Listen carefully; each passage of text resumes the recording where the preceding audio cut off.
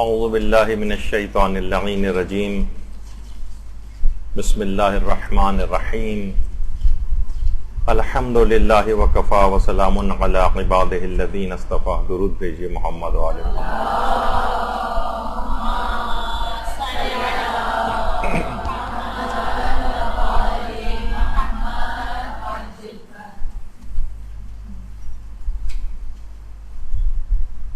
مستحب کی نیت سے یا بہتر ہونے کی نیت سے ہاتھوں میں جو عقیق فیروزہ وغیرہ پہنا جاتا ہے، اس کے فقہی مسائل پچھلی نشست میں بیان ہو چکے، اور جیسا کہ آپ نے دیکھا کہ طہارت کے احکام کے اندر ان کا مسئلہ ڈسکس ہوتا ہے، نمازوں کے احکام میں ان کا مسئلہ ڈسکس ہوتا ہے، خمس کے احکام میں ڈسکس ہوتا ہے، وضو غسل و تیمم کے احکام میں ڈسکس ہوتا ہے. اچھا، جو بھی عقیق یہ جو چیزیں پہنی جاتی ہیں نگینے، ان میں اہم ترین جو ہے وہ عقیق ہے، اور اکثر علماء اس کے استحباب کے قائل ہیں اور اس کو پہننے کی بہت زیادہ تاکید کرتے ہیں. اچھا، اس کے اثرات بھی بہت زیادہ بیان کیے گئے ہیں. اس کی ان روایات جس کے اندر ان کے فوائد وغیرہ ڈسکس ہوئے ہیں،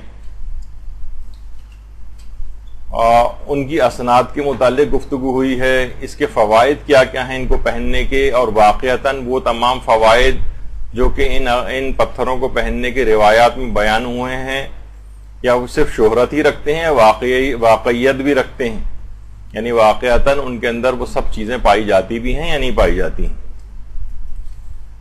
تو اس سلسلے میں مجتہدین کے آراء اور فتاوی کیا ہیں، اور ہم اصلی اور نقلی کی پہچان اس سلسلے میں کیسے کریں گے کہ کون سا پتھر اصلی ہے کون سا نقلی ہے، تو یہ سب آگے چل کر ڈسکس ہوگا. تو دیکھیے، اس سلسلے میں اصل میں دیکھا جائے تو لوگ بہت زیادہ افراط و تفریط کے قائل ہیں. بہت سے تو اتنے زیادہ اس کے قائل ہیں کہ ہاتھوں میں 10 15 15 20 پتھر پہن کر گھوم رہے ہوتے ہیں، یعنی یہ افراط. اور بہت سے لوگ یعنی اس حد تک افراط اس سلسلے میں ہے کہ نہ صرف یہ بلکہ جو کہ مشہور ہے ہمارے صوبہ جو KPK ہے، اس میں جو رحمان بابا کی قبر ہے، ایک مشہور پشتو صوفی شاعر جو گزرے ہیں 450 سال کے قریب پہلے، تو خوشحال خان خٹک وغیرہ کے دور کے ہیں. ان کی قبر پر افغانستان کے جو سابق بادشاہ تھے ظاہر شاہ، انہوں نے ان کی قبر عقیق سے بنوائی تھی. تو یہ سب چیزیں بھی ہیں، افراط و تفریط اس سلسلے میں ہوتی ہے. تو بہرحال یہ کہ ان پتھروں کو ہاتھوں میں پہننا یہ مستحب ہے یا علماء نے بہتر قرار دیا. اچھا، کیا یہ بغیر سبب اور وجہ کے مستحب ہے، یعنی ان کے کوئی فائدے وغیرہ نہیں ہے، بس ایسے ہی کہہ دیا گیا ہے کہ آپ ہاتھ میں پہننا مستحب ہے، یا اس کے واقعی کچھ جسمانی اور روحانی اثرات بھی ہوتے ہیں؟ دیکھیے، تمام انبیاء کرام روایات کے اندر ملتا ہے کہ وہ اس کو پہنتے تھے. اس پہ بلکہ نقش کندہ کرواتے تھے، جو ہماری اگلی نشست ہوگی اس کے بعد انشاءاللہ کوشش کریں گے کہ وہ آخری نشست ہو اس سلسلے کی. تو تمام انبیاء کرام پہنتے تھے، پیغمبر اسلام پہنتے تھے، دیگر معصومین پہنتے رہے ہیں، علماء اور اولیاء جو ہے اس کو پہنتے رہے ہیں اور اس کو پہننے کی تاکید بھی کرتے رہے ہیں.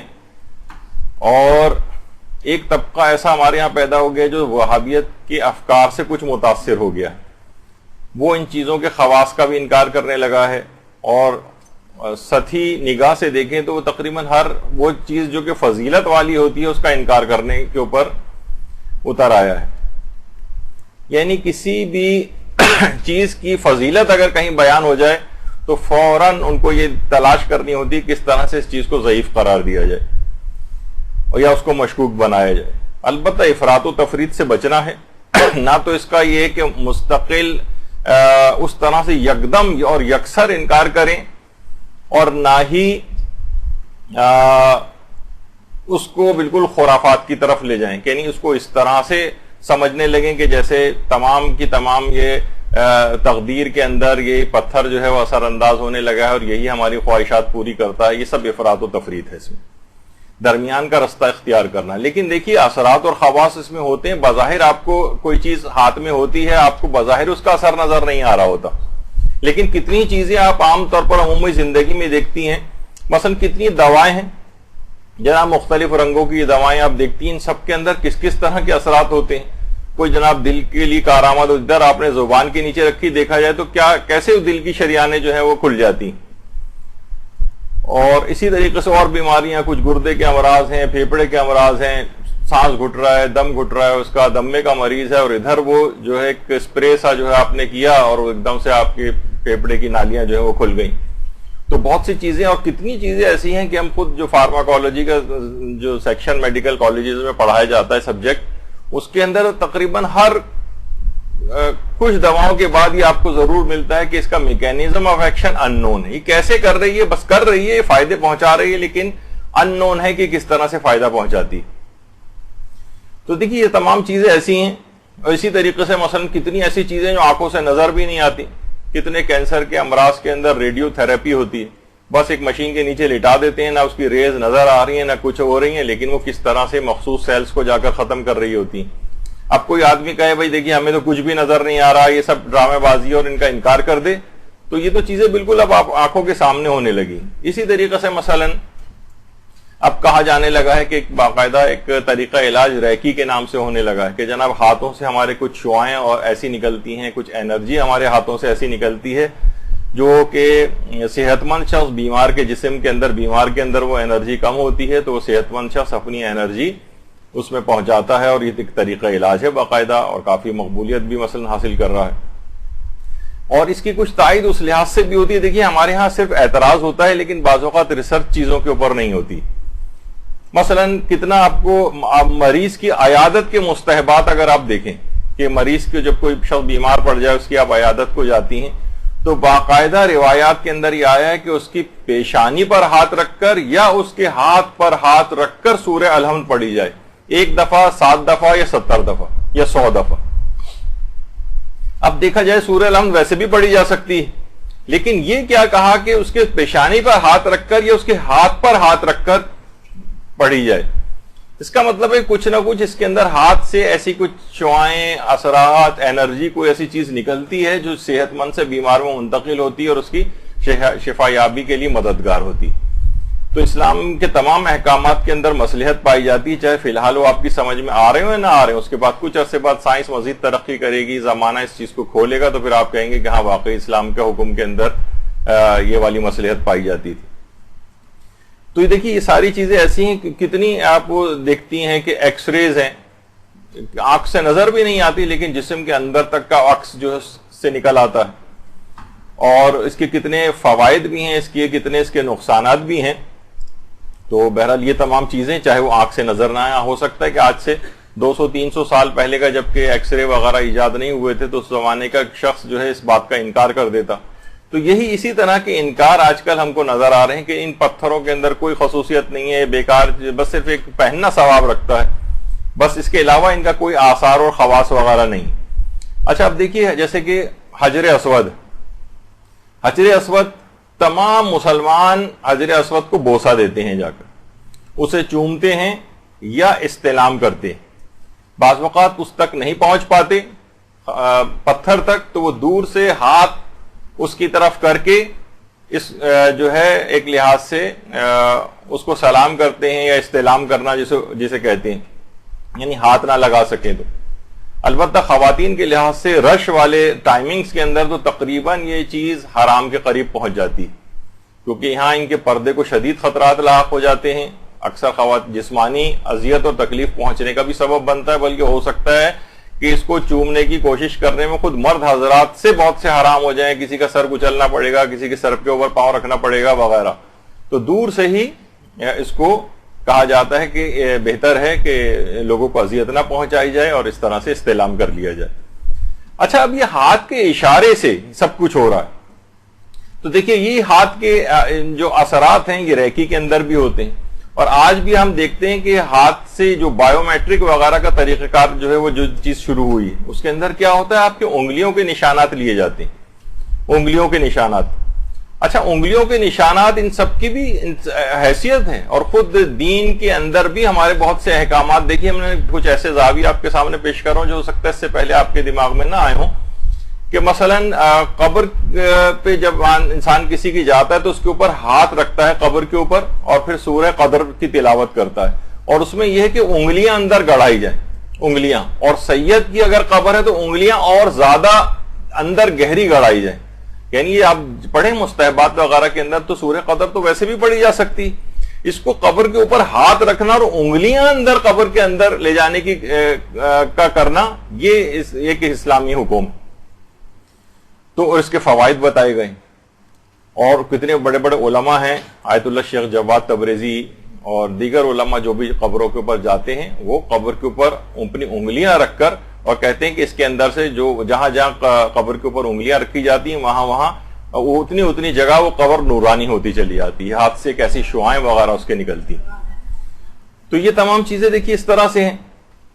تو یہ جو میں بایو میٹرک کے سلسلے میں اس طرح کی بات جو کر رہا ہوں کہ حجر اسود کو بھی کے لیے بھی دیکھیے یہ والی چیز ہے. حجر اسود پہ کیوں ہاتھ رکھا جا رہا ہے؟ ایک لحاظ سے بایو میٹرک ہو رہا ہے، یہ گواہی اور تصدیق دے گا، تصدیق کرے گا اس آدمی کی روز قیامت.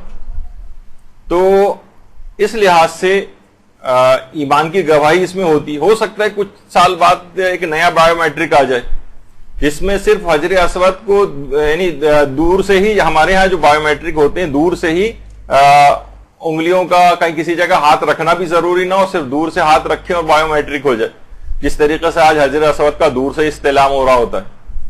تو دیکھیے تمام چیزیں ایسی ہیں کہ یہ اس کا بالکل انکار نہیں کرنا چاہیے، بلکہ اب تو آپ دیکھ رہے ہیں کہ جو شناختی کارڈ اور جو پاسپورٹ وغیرہ بھی ہیں وہ آن لائن ان کے سسٹم شروع ہو گئے ہیں، اس میں دور سے ہی اپنی انگلیوں کے پرنٹس وغیرہ جو ہے وہ وہاں پر کر کے بھیجنے ہوتے ہیں. تو ایک لحاظ سے اب دور سے بایو میٹرک بھی ہو رہا ہے. تو یہ تمام چیزیں ایسی ہیں کہ انکار نہیں کرنا چاہیے. تو اس لحاظ سے بعض روایت میں دیکھیے یہ بھی کہ جنت سے آیا ہوا ایک پتھر، اور ابتدا کے طور پر حجر اسود سفید ہوا کرتا تھا.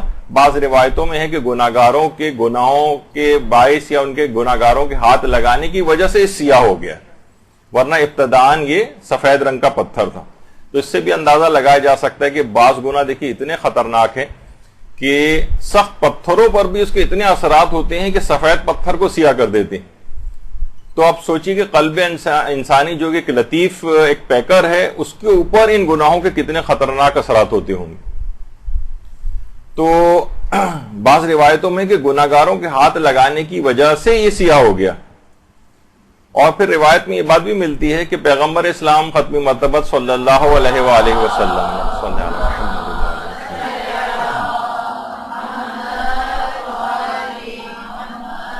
نے جب اپنا آخری حج کیا تھا، اس میں جس وقت پیغمبر نے طواف کیا تھا تو اپنی سواری پر بیٹھے بیٹھے اونٹ تھا یا خچر تھا، اپنے طواف کیا تھا اور اپنے عصا کے اشارے سے استعلام کیا تھا. یعنی حجر اسود کو اتر کے بوسہ نہیں دیا تھا، بلکہ اپنے عصا کے اشارے سے یا اپنے ہاتھ کے اشارے سے پیغمبر نے ایسا کیا تھا.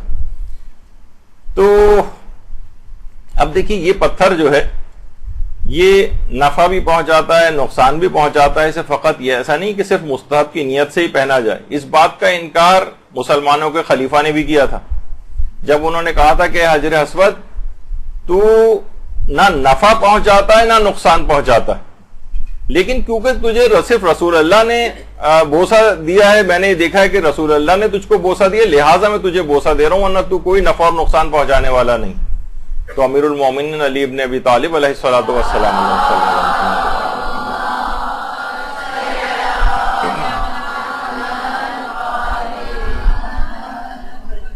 ہم نے فرمایا تھے خطاب کے بیٹے یہ نفع بھی پہنچاتا ہے اور نقصان بھی پہنچاتا ہے. جو بھی آ کر اس کے پاس تجدید عہد کرتا ہے قیامت کے دن اس کے حق میں گواہی دے گا. اس لحاظ سے یہ نفع بھی پہنچاتا ہے اور یہ اگر تکذیب کرے گا تو نقصان بھی پہنچاتا ہے. تو آپ نے دیکھا کہ پتھروں میں خصوصیات ہیں، حجر اسود کے اندر بھی خصوصیات ہیں، نفع بھی پہنچاتا ہے نقصان بھی پہنچاتا ہے. اس لحاظ سے جیسے کہ امام نے اس کو بات بیان کی. تو البتہ یہ ضرور ہے کہ ان پتھروں کو ذاتی حیثیت میں تقدیر میں مؤثر سمجھنا غلط ہے، اور یہ کوئی کرتا بھی نہیں ہے اصلاً دیکھا جائے. کہ اے پتھر مجھے رزق عطا کر، اے پتھر مجھے مثلا زندگی عطا کر، یہ تو کوئی بھی نہیں کہتا. تو اصلاً اس کو تقدیر میں مؤثر سمجھنا غلط ہے. اگر کوئی اس لحاظ سے پتھر سے کوئی دعا مانگ رہا ہے وہ تو شرک میں تبدیل ہو جائے گا، وہ تو اتنا بڑا گناہ عظیم ہو جائے گا، اور عموماً دیکھنے میں آتا بھی نہیں ہے کہ یہ لوگ اس طرح سے اس کو سمجھتے ہیں. تو لوگ البتہ اس میں خود سے افراط و تفرید کا کچھ شکار نظر آتے ہیں، لیکن اصلاً ان کی بھی نیت نہیں ہوتی کہ پتھر اپنی ذات کے اندر کوئی مؤثر حقیقی فقط پروردگار عالم کی ذات ہے. البتہ اس نے ان پتھروں کے اندر کچھ فوائد دینے کا ان پتھروں کو ذریعہ بنایا ہے، کوئی وسیلہ بنایا ہے. جیسے ہم دیکھتے ہیں کہ بادل ہیں، بادل آسمان سے جو ہے بارش برساتے ہیں، بارش کا پانی یہ اللہ نے بابرکت بنایا ہے. اسی طرح سے جو مخصوص پتھر ہیں ان کے بھی کچھ اثرات ہوتے ہیں. یعنی یہ تمام احجار اور یہ جو جتنے بھی جمادات وغیرہ ہیں، کنکر پتھر، یہ سب کچھ یہ اطاعت کرتے اللہ کی نظر آتے ہیں. اور علماء فرماتے ہیں اس سے مراد اطاعت شرعی نہیں ہے جو کہ ہم لوگ اطاعت کرتے ہیں، شرعی طور پر اطاعت کرنا، اس کو اطاعت تکوینی کہتے ہیں. یعنی یہ پتھر جو ہیں یہ اللہ کے نزدیک اللہ نے ان کے اندر تاثیر رکھی، اور یہ پتھر اطاعت تکوینی کرتے نظر آ رہے ہیں. یعنی خدا نے اپنے اذن اور ارادے سے ان کے اندر یہ والی خصوصیات رکھی. اچھا، کہا جاتا ہے علماء اس کی ایک مثال دیتے ہیں، جس طریقے سے آئینہ ہے، آئینے کے اندر پروردگار نے خصوصیت رکھی کہ اس میں چیزوں کا عکس ابھرتا ہے اور وہ چمکنے لگتا ہے. اسی طرح سے جس طرح اور چیزوں کے، اور یہ آپ کو مختلف فوائد دیتا ہے، آپ کو اپنی شکل نظر آتی ہے، ریفلیکٹ کرتا ہے چیزوں کو، اور بہت ساری اس طرح کی چیزیں ہیں جو آئینے سے کام لیا جاتا ہے. اللہ نے اس کے اندر یہ خصوصیت رکھی ہے. اسی طریقے سے بعض پتھروں کے اندر بھی بعض خصوصیات اللہ نے رکھی. اچھا، یہ پتھروں کو یہ مقام کیسے ملا ہے کہ ان کو پہننا ہاتھ میں، ان خاص پتھروں کو، ہر مثلا آپ زمین سے کوئی سا بھی پتھر اٹھا کے پہننا ثواب نہیں، بلکہ خاص پتھر، ان کو یہ مقام کیسے ملا؟ روایات میں بات ملتی ہے کہ عقیق و فیروزہ و یاقوت، انہوں نے سب سے پہلے ولایت کو قبول کیا. درود بھیجیے محمد علیہ وسلم.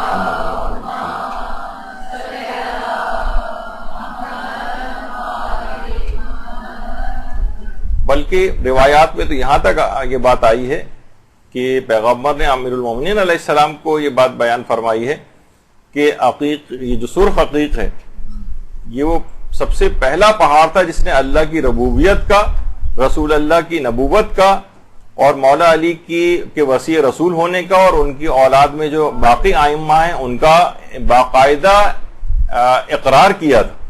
ان تمام اقرار کرنے کے بعد یعنی ان کے اندر یہ صلاحیت پیدا ہوئی کہ یہ پتھر برگزیدہ ہو گئے. اور تو یہ سب چیزیں ایسی ہیں کہ، اور اس کے اوپر باقاعدہ آیت اللہ ناصر مکارم شیرازی سے استفتاء بھی کیا گیا. بہت سے لوگ عام طور پر ان روایات کے اوپر شک کا اظہار کرتے ہیں کہ پتھر یا پہاڑ کس طریقے سے ولایت کو قبول کرتے ہیں. بہت سے علماء نے پوری کتابیں اس موضوع کے اوپر لکھی، جمادات کی کے اوپر جو ولایت پیش کی گئی. روایتوں میں ملتا ہے پانیوں کے اوپر پیش کی گئی، پہاڑوں کے اوپر پیش کی گئی، تمام ان جمادات کے اوپر پیش کی گئی. تو اس میں ان کی طرف سے یہی جواب آیا کہ پیغمبر اسلام نے سے یہ حدیث مروی ہے، آیت اللہ ناصر مکارم شیرازی جو ہے فرماتے ہیں کہ عقیق کا پہاڑ وہ تھا کہ جس نے سب سے پہلے اللہ کی وحدانیت کا، رسول کی رسالت کا اور امیر المومنین علیہ السلام کی ولایت کا اقرار کیا تھا. اور فرماتے ہیں کہ در برخی از منابع معتبر روائی، یعنی بہت سے منابع معتبر، یعنی معتبر روایات کے اندر یہ بات آئی کہ ان جو عقیق کے پہاڑ نے سب سے پہلے ولایت کو جو ہے وہ قبول کیا. اور صرف یہ نہیں بلکہ پیغمبر کی ازواج میں سے حضرت عائشہ یہ بیان کرتی ہیں کہ پیغمبر اسلام ایک مرتبہ گھر کے اندر داخل ہوئے اور تو انہوں نے دیکھا کہ ان کے ہاتھ میں چاندی کی جڑی ہوئی عقیق کی انگوٹھی پیغمبر نے پہنی ہوئی تھی. یعنی چاندی کے اندر عقیق تھا جس کی انگوٹھی پیغمبر نے پہنی ہوئی تھی. حضرت عائشہ نے کہا کہ یا رسول اللہ یہ کیا ہے؟ کہا کہ جبریل ابھی ابھی مجھے پروردگار عالم کی طرف سے عنایت فرما کر گئے ہیں اور پیغمبر اور خدا نے مجھ کو سلام کہلوایا ہے اور فرمایا ہے کہ اپنے دائیں ہاتھ میں عقیق سرخ کی انگوٹھی پہنے، کیونکہ یہ وہ پتھر ہے کہ جس نے سب سے پہلے میری توحید کی، آپ کی نبوت کی اور علی کے وصی رسول ہونے کی اور آپ کے بیٹوں کے امام ہونے کی اور آپ کے شیعوں کے جنتی ہونے کی گواہی دی۔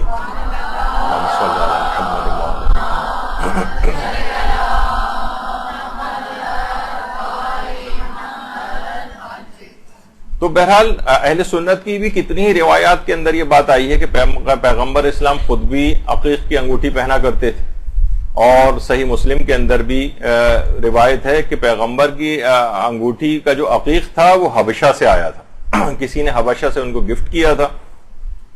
اور ابن ابی الفوارس نے جو کتاب اربعین ہے اس کے اندر بھی اس بات کو لکھا ہے، اور احمد ابن محمد حمدانی کی جو کتاب مختصر کتاب البلدان اس کے اندر بھی ہے، عیون الاخبار ابن قتیبہ کی اس کے اندر بھی یہ بات موجود ہے، اور بشارت المصطفیٰ اس کے اندر بھی یہ روایت موجود ہے کہ پیغمبر اسلام عقیق پہنا کرتے تھے۔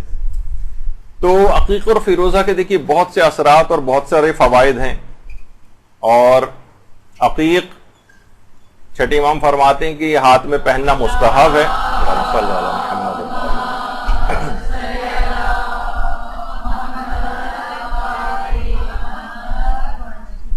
اور خدا کے نزدیک جتنے بھی ہاتھ آسمان کی طرف بلند ہوتے ہیں، پروردگار کو اس ہاتھ سے زیادہ کوئی ہاتھ عزیز نہیں جس میں عقیق کی انگوٹھی ہے، تو اس لحاظ سے بھی ہے۔ اور پروردگار یہ بھی ارشاد فرماتا ہے، پیغمبر فرماتے ہیں کہ مجھے اس بندے سے شرم آتی ہے جو ہاتھ میں فیروزہ یا عقیق کی انگوٹھی پہن کر دعا کرے اور میں اس کی دعا کو قبول نہ کروں۔ اور یہاں تک حضرت امیر کا بھی ارشاد ہے کہ انگوٹھی پہنو تاکہ بلاؤں سے محفوظ رہو اور برکت تم کو حاصل ہو۔ تو بہت ساری دیکھیے اس سلسلے میں جو ہے وہ روایات ہیں، تو جو دعاؤں کے لیے ہاتھ بلند ہوتے ہیں ان کے ہاتھ میں عقیق ہوتا ہے، ان کی دعائیں آسانی کے ساتھ قبول ہوتی ہیں۔ تو علماء بھی عقیق اور فیروزہ پہن کر اس طرح سے دعائیں کیا کرتے ہیں۔ اچھا، اب کچھ لوگوں نے اس لحاظ سے عموماً اس کا کوئی شرعی حکم تو نہیں، لیکن خود سے نکالا کہ قنوت کے اندر اس کو یا دعا مانگتے وقت عقیق کے نگینے کو اپنے طرف پھیر لیتے ہیں، اپنے منہ کی طرف، اور اس کو سمجھتے ہیں کہ قبولیت دعا وغیرہ کے لیے۔ لیکن بہرحال خود رہبر معظم کا فتویٰ میں نے پچھلی دفعہ بھی پیش کیا تھا، اور دیگر مراجع کا بھی یہی ہے کہ یہ شرعی حکم الگ سے ثابت نہیں ہے، لیکن کوئی کرنا چاہے تو اس میں کوئی حرج بھی نہیں ہے، لیکن بہرحال یہ شرعی حکم کے طور پر نہیں ہے کہ قنوت وغیرہ کے اندر اس طرح سے عقیق کا نگینہ اپنے منہ کی طرف کیا جائے۔ بہرحال وسعت رزق کے لیے بہت مجرب ہے اس کو پہننا، اس کا رزق وسیع ہوتا ہے، اور باقاعدہ آیت اللہ سیستانی نے تو اپنے استفتاحات کے سیکشن میں پچھلی مرتبہ بھی میں نے ان کا فتویٰ کوٹ کیا تھا کہ ایسا نگینہ کوئی پہننا کہ جو کہ رزق سے مخصوص ہو، یعنی جس کی اس نیت سے انسان پہنے کہ مجھے اللہ کی طرف سے رزق عطا ہوگا، اس کی برکت مجھے ملے گی، اس نیت سے پہننا بھی انہوں نے کہا کہ جی ہاں یہ بالکل جائز۔ ان کی اپنی آفیشیل ویب سائٹ کے اوپر بھی جہاں انگوٹھی پہننے کے احکام لکھے ہوئے ہیں وہاں پر یہ سب سے پہلا فتویٰ یہی ہے۔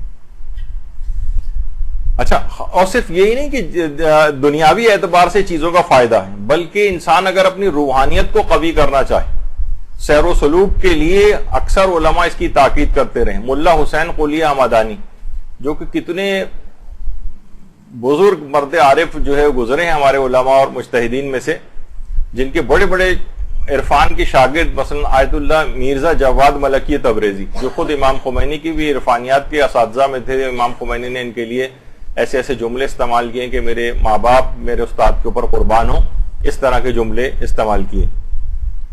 تو یہ فرماتے تھے کہ آیت اللہ مرزا حسین قلیہ حمدانی جو ان کے استاد تھے، آیت اللہ جواد ملکی تبریزی کو ہمیشہ نصیحت اس بات کی کرتے تھے کہ سیر و سلوک کے لیے، اپنی روحانیت کو قوی کرنے کے لیے فیروزہ اور عقیق کی انگوٹھی ہمیشہ پہنا کرو، بلکہ تین چیزیں بتاتے تھے سیر و سلوک اور عرفانیت کے لیے۔ فرماتے تھے ایک تو عقیق اور فیروزے کی انگوٹھی پہنا کرو، یہ آیت اللہ سعید الحکیم ہے، اور دوسری چیز فرماتے تھے کہ روزانہ ایک طویل سجدہ کیا کرو، ایک طویل سجدہ، جتنی بھی زیادہ دیر، 5 منٹ 10 منٹ 15 منٹ جتنے بھی آپ کے ساتھ ہو سکے، ایک طویل سجدہ کرو، اس سے تمہاری روحانیت بہت قوی ہوگی، اور کوشش کرو کہ اس جو سجدہ کرو گے اس کا جو ذکر ہے وہ زیادہ کثرت سے جو ہے وہ ذکر یونسیہ پڑھو، لا الہ الا انت سبحانک انی کنت من الظالمین. تو ہاتھ میں عقیق اور فیروزہ ہو، یہ مستقل پہنا جائے، روزانہ ایک طویل سجدہ جس کے اندر ذکر یونسیہ کثرت سے پڑھا جائے. تو انسان، وہ کہتے تھے کہ یہ روحانیت میں بہت زیادہ دخیل چیزیں ہیں. اور اسی طریقے سے روایات کے اندر یہ بات بھی ملتی ہے کہ امیر المومنین علیہ السلام بھی عقیق کی انگوٹھی اکثر پہنا کرتے تھے، اور دائیں ہاتھ کی انگلی میں سرخ یمانی عقیق پہنتے تھے، سرخ یمانی عقیق. اور وہ جو روایات کے اندر بھی ملتی ہے چیز کہ جب وہ سائل آیا تھا اور حالت رکوع کے اندر جو اپنی انگوٹھی کی زکوٰۃ مستحبی دی تھی، وہ بھی وہی عقیق کی انگوٹھی تھی جسے امیر المومنین نے اس سائل کو بخشا تھا، اور اس کے بعد انما ولیکم اللہ ورسولہ والی آیت نازل ہوئی.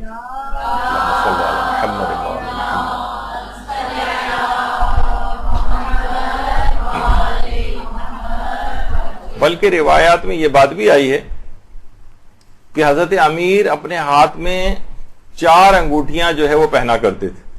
باقاعدہ شیخ صدوق نے خصال کے اندر یہ بات لکھی ہے کہ امیر المومنین کے 4 انگوٹھیاں پہنتے تھے. اچھا، ان 4 انگوٹھیوں کو اب کس نیت سے پہنتے تھے وہ بھی اس کے اندر لکھا ہوا ہے. یاقوت جو ہے امیر المومنین یاقوت پہنا کرتے تھے، اور یاقوت کو بزرگی کے لیے پہنا کرتے تھے، اور فیروزے کو پہنا کرتے تھے فتح یابی کے لیے. یعنی اس کا مطلب ہے ان چیزوں کے یہ اثرات ہوتے ہیں مخصوص. تیسرا پتھر جو پہنتے تھے وہ حدید سینی پہنتے تھے سوات سے، اور حدید سینی کو پہنا کرتے تھے طاقت اور قوت کے لیے. اس کا مطلب ہے کہ اس طرح کے جسمانی اثرات بھی ان کے ہوتے ہیں. اور چوتھا پتھر جو پہنتے تھے وہ عقیق پہنا کرتے تھے، اور یہ حفاظت کی نیت سے پہنتے تھے، دشمنوں سے حفاظت، بلاؤں سے حفاظت، اور یہی روایات میں ان کا بیان بھی ہوا. تو یاقوت بزرگی کے لیے، فیروزہ جو ہے وہ فتح یابی کے لیے، حدید سینی جو ہے وہ طاقت اور قوت کے لیے، اور عقیق کو حفاظت کی نیت سے. اچھا، اب بہت کچھ روایات میں ایک بات اور بھی آئی ہے کہ ایک اور پتھر بھی پہنتے تھے، لیکن وہ بہت زیادہ معتبر نہیں ہے، لیکن بہرحال روایت میں اس کا تذکرہ آیا ہے، اور وہ ہے کہ امیر المومنین عقیق آسمانی یا نیلے رنگ کا عقیق بھی پہنتے تھے. تو بہرحال روایت میں مختلف باتیں آئیں. اور یہ بھی حضرت امیر فرماتے تھے کہ 2 رکعت وہ نماز جو عقیق کے ساتھ پڑھی جائے اس 1000 رکعت سے افضل ہے جو بغیر عقیق کے پڑھی جائے. 1000 رکعت سے افضل، یعنی عقیق سے نمازیں کس طریقے سے افضلیت اختیار کر لیتی ہیں. آپ دیکھ رہے ہیں کہ کہاں کہاں جسمانی اعتبار سے، روحانیت کے اندر کے اعتبار سے، اور نمازوں کو قبولیت یا افضلیت قرار دینے کے اعتبار سے کتنا زیادہ ان چیزوں کے اثرات. اور ہمارے 8ویں امام، امام صادق علیہ السلام،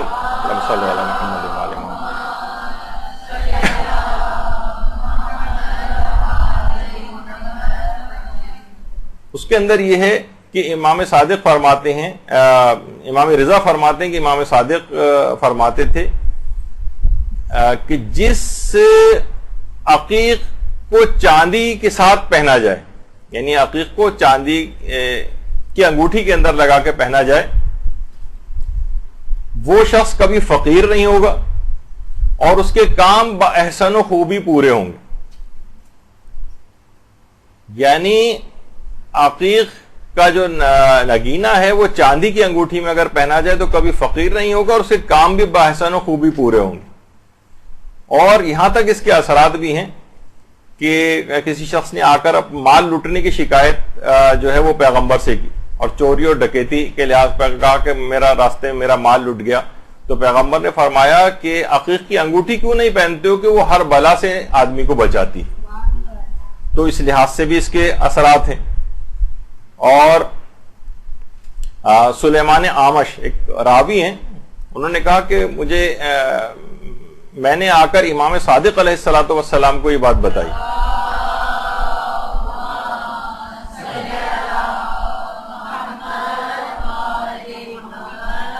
کہ منصور عباسی کے گھر میں ایک شخص کو تازیانے کوڑے مارے جا رہے تھے. امام نے فرمایا یہ بتاؤ کہ اس کے ہاتھ کی جو انگوٹھی تھی اس میں نگینہ کون سا تھا.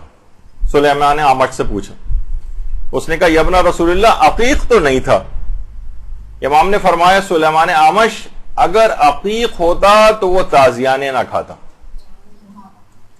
یعنی اس کے یہ اثرات ہوتے ہیں. اسی طرح سے روایات میں پانچویں امام کے پاس ایک شخص گزرا کہ جس کو کوڑے مارے گئے, تو اس وقت امام نے فرمایا اس کی عقیق کی انگوٹھی کہاں ہے, اگر وہ اس کے ہاتھ میں ہوتی تو اس کو کوڑے نہ مارے جاتے. اور چھٹے امام نے یہ جملہ بھی ارشاد فرمائے کہ عقیق کی انگوٹھی کے ساتھ اگر انسان کوئی جاب کرے یا نوکری کرے تو وہ کوئی ناپسندیدہ بات نہیں دیکھے گا. اور عقیق کو کہا کہ سفر میں بھی محافظ باقاعدہ شیخ صدوق نے ثواب الاعمال میں ان روایات کو تذکرہ کیا. تو اس لحاظ سے آپ نے دیکھا کہ کتنی روایات کے اندر عقیق کی انگوٹھی پہننے کی کتنی زیادہ تاکید ہے, اور یہ سب اس میں جو ہے فوائد اس کے مختلف جو ہے وہ بیان کیے گئے ہیں. یہاں تک کہ روایت میں یہ بھی ہے کہ حاکم نے ایک مومن کو اولاد ابو طالب میں سے ایک شخص کو نقصان پہنچانے کا کام سپرد کیا, اور جب وہ شخص امام صادق کے پاس آئے تو امام نے فرمایا تم لوگ اس کی نوکری اور جاب جو ہے عقیق کی انگوٹھی کے ساتھ کرو, یعنی اس کو پہن کر اس کی جاب کرو. وہ شخص کہتا ہے میں نے عقیق کی انگوٹھی کے ساتھ نوکری کی تو میں نے کوئی ناپسندیدہ بات نہیں دیکھی. تو باقاعدہ ثواب الاعمال میں شیخ صدوق نے یعنی ان چیزوں کے یہ اثرات ہیں, اس کا اس لحاظ سے انکار نہیں کرنا چاہیے. اور اتنی کثرت کے ساتھ مختلف ائمہ سے روایات آئی ہیں کہ علماء اس کو ڈینائی نہیں کرتے ہیں, اور اس کو جہاں اس کا مقام ہوتا ہے اس کو پیش بھی کیا جاتا ہے. تو اب دیکھیے کہ یہ عقیق کے بہت سے جسمانی اثرات ہیں. عقیق سرخ, یہ عقیق سرخ کو کہا جاتا ہے کہ امام حسین علیہ الصلوۃ والسلام سے منسوب.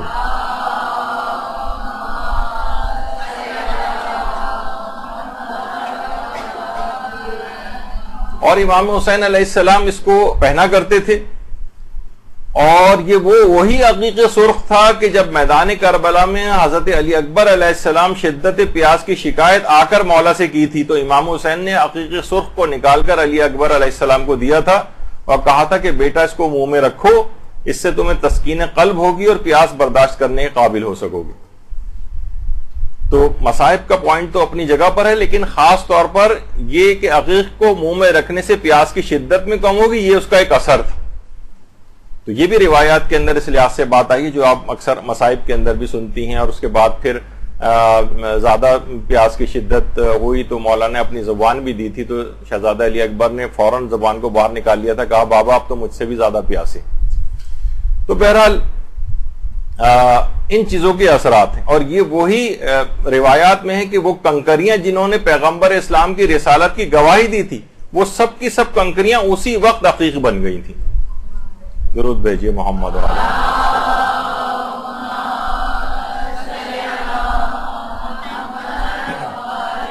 اور بعض روایت میں تو یہ بات بھی آئی ہے کہ حضرت آدم بھی اپنے ہاتھ میں سرخ عقیق پہنا کرتے تھے. اچھا, جسمانی اعتبار سے جن افراد نے اس موضوع کے اوپر کام کیا ہے, ہمارے ہاں انکار تو فوراً کیا جاتا ہے, تحقیق وغیرہ نہیں کی جاتی کہ ان چیزوں کے فوائد کیا ہیں, لیکن کچھ علماء نے اس پہ کام کیا ہوا ہے. وہ یہ فرماتے ہیں کہ جو عقیق زیادہ کثرت کے ساتھ پہنتا ہے اس کا غصہ خود بخود کم ہونے لگتا. اگر کوئی بہت زیادہ غصیلہ گھر میں مرد ہو, عورت ہو یا کوئی نوجوان ہو, اور آپ دیکھیں کہ بہت زیادہ لوز ٹیمپر ہے, بہت جلدی غصے میں آ جاتا ہے, تو اس کو کوشش کریں کہ مستقل طور پر وہ عقیق پہنے رہے. علماء کہتے ہیں کہ اس سے بہرحال غصہ کم ہوتا ہے. اور عقیق کا ایک اور اثر نوٹ کیا گیا ہے کہ اس سے دل کی دھڑکن جو ہے وہ اعتدال میں رہتی. بہت سے لوگ ہیں ان کو پیلپیٹیشنز ہوتی رہتی ہیں اور گھبراہٹ ہو رہی ہے, دل کی دھڑکن بہت تیز ہوئی جا رہی ہے, تو وہ بھی اعتدال میں رہتی ہے, کہ اس کا ایک فائدہ نوٹ کیا گیا. اور ایک یہ بھی ہے کہ جو عقیق پہنتا ہے زہریلے کیڑے بھی اس سے دور رہتے ہیں. فقط صرف یہی نہیں, ظاہر ہے زہریلے کیڑے سے مراد جراثیم بھی ہیں, تو اس کا بھی امکان ہے کہ وہ کم بیمار پڑے گا اور اس کو یہ فائدہ حاصل ہوگا. اس کے علاوہ اس کے کچھ اور فائدے نوٹ کیے گئے ہیں کہ دل کے درد یا دل کی بیماریوں کے لیے بھی عقیق کا پہننا مفید ہوتا. اور صرف یہی نہیں بلکہ معتبر روایات کے اندر یہ بات آئی ہے کہ سینے سے کینے اور نفاق کو دور کرتا.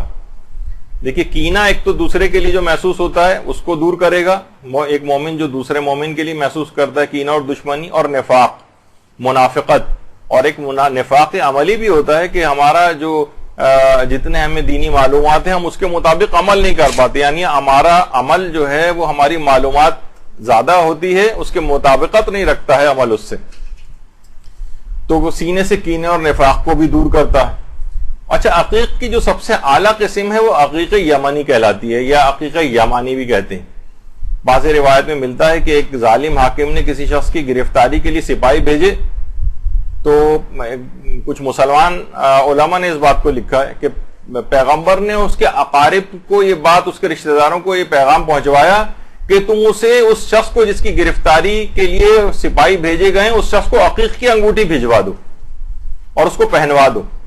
پیغمبر کے حکم کی تعمیل کی گئی اور وہ شخص گرفتاری سے بچ گیا۔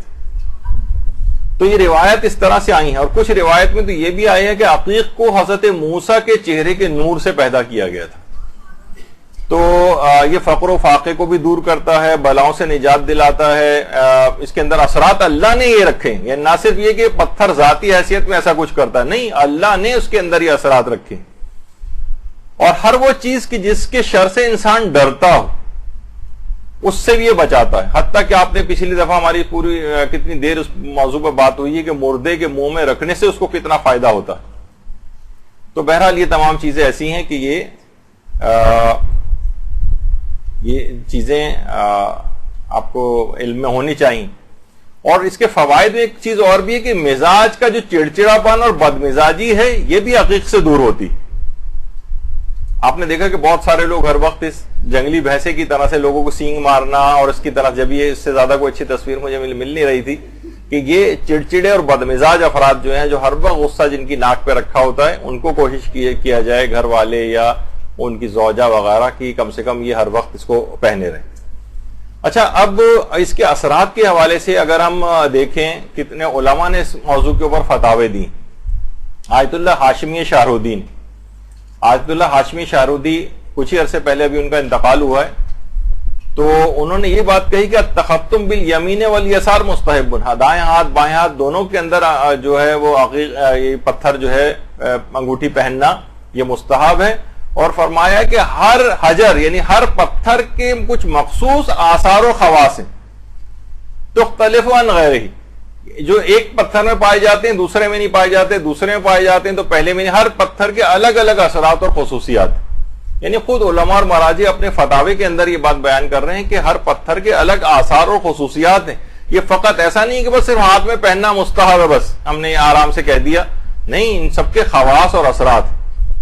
اور اسی طریقے سے باقاعدہ آیت اللہ حافظ بشیر نجفی، ان کی آفیشیل سائٹ کا جو یہ سمجھیں اسکین پیج ہے آپ کے سامنے، اس میں سوال یہ پوچھا گیا ہم ہر طرح کا پتھر پہن سکتے ہیں، یہ کوئی ستارے وغیرہ کے نام سے چیک کروانا ضروری؟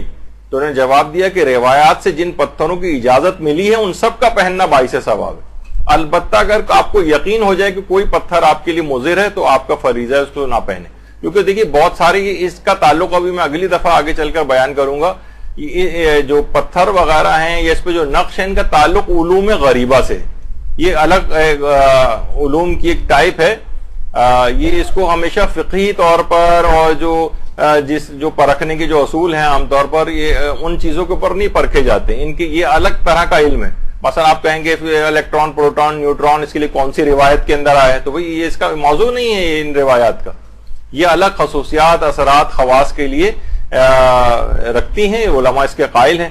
اچھا، پھر اس کے بعد ان سے اگلا سوال پوچھا گیا کہ ہم جو ہاتھوں کی انگلیوں میں جو نگ اور نگینے پہنتے ہیں، مثلا عقیق ہے، فیروزہ ہے، یاقوت ہے، کیا ان کا کوئی فائدہ ہوتا ہے؟ جیسے کہ ہم نے یاقوت پہنا ہے تو اس کا کوئی فائدہ ہے؟ سوال پوچھنے والے نے پوچھا تو جواب دیا آیت اللہ بشیر نجفی نے کہ یاقوت سے خدا یاقوت سے انسان کی حفاظت کرتا ہے، یعنی کرتا پروردگار عالم ہی ہے، لیکن اس کا ذریعہ ہوتا ہے، دشمنوں سے محفوظ رکھتا ہے اور اس کے پہننے میں ثواب بھی، یعنی انسان کی حفاظت دشمنوں سے یاقوت کے ذریعے، اور یاقوت کے استحباب کا اس کو پہننے کے متعلق جو معتبر روایات آئیں۔ اچھا، پھر اس کے بعد اگلا سوال پوچھا گیا کیا آپ ان پتھروں کے پہننے کی وجہ اور فوائد بتا سکتے ہیں؟ مثلا عقیق جو کالے رنگ کا ہو، ایمرلڈ یا فیروزہ، روبی، در نجف وغیرہ۔ تو آیت اللہ بشیر نجفی نے جواب دیا کہ در نجف، عقیق یمنی، فیروزہ وغیرہ کے بارے میں روایات وارد ہوئی ہیں، ان کی وجہ سے انسان مصیبتوں سے نجات پاتا ہے اور نماز کے ثواب میں زیادتی اور وسعت رزق جیسی نعمات سے خداوند عالم نوازتا ہے.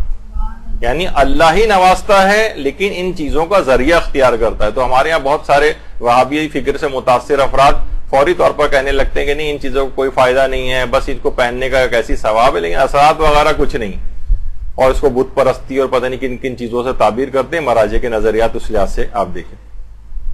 اور یہی آیت اللہ شمس الدین واعظی, ان سے یہی سوال پوچھا کہ بہت سے لوگ یہ احجار کریمہ جو ہیں یعنی یہ قیمتی پتھر وغیرہ یہ جلب رزق کے لیے یعنی رزق وسیع ہونے کے لیے پہنتے ہیں, دفع ضرر کے لیے پہنتے ہیں, کیا اصل اس کی شریعت میں کوئی اصل موجود ہے؟ تو انہوں نے فرمایا کہ یہ جو احجار کریمہ ہیں یہ نصوص صحیحہ میں ان کے فوائد ذکر ہوئے ہیں.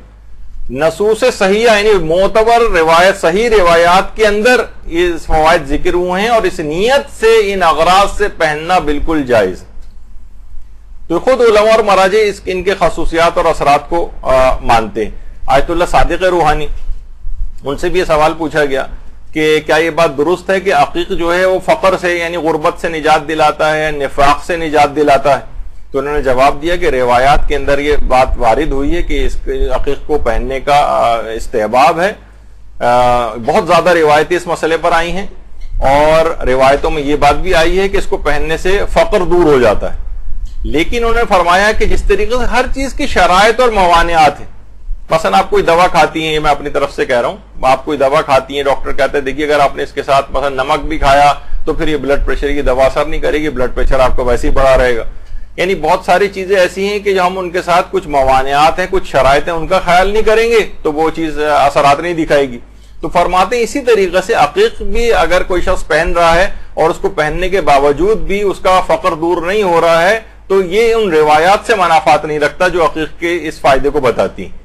یعنی ان میں کوئی یعنی اس نے کوئی اور وجوہات سے اس کا رزق کم ہو گیا ہوگا, کوئی گناہوں کی وجہ سے رزق کم ہو جاتا ہے, لیکن بہرحال ان چیزوں کے فوائد ہیں. یہ رزق میں زیادتی کا بھی سبب بنتی ہے, اس سے نفاق وغیرہ بھی دور ہوتا ہے. یہ خود آیت اللہ صادق روحانی نے اپنے استفتاء میں فرمایا.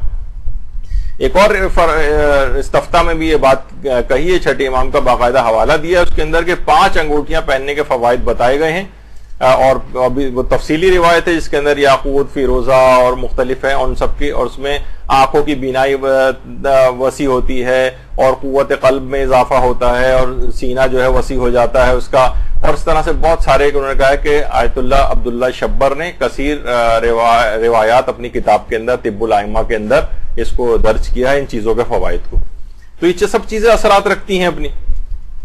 اور آیت اللہ سید علی حسینی میلانی ماشاءاللہ یہ بھی حیات مجتہدین میں سے ہیں, تو ان سے بھی یہ سوال پوچھا گیا کیا یہ والی حدیث صحیح ہے کہ عقیق سے نفاق دور ہوتا ہے, فقر دور ہوتا ہے, تو کیا یہ صحیح اور متواتر احادیث میں ہے؟ تو انہوں نے یہی کہا کہ عقیق کے سلسلے میں جو روایات آئی ہیں اس کو پہننے کے سلسلے میں اس سے فائدہ معلوم چلتا ہے کہ اس کو پہننا ثواب ہے, اور اس میں کوئی شک نہیں ہے کہ یہ احجار کریمہ ان پتھروں کو پہننے کے آثار اور فوائد ہیں, اور ان کے آثار اور فوائد پر پوری پوری کتابیں بھی لکھی گئیں.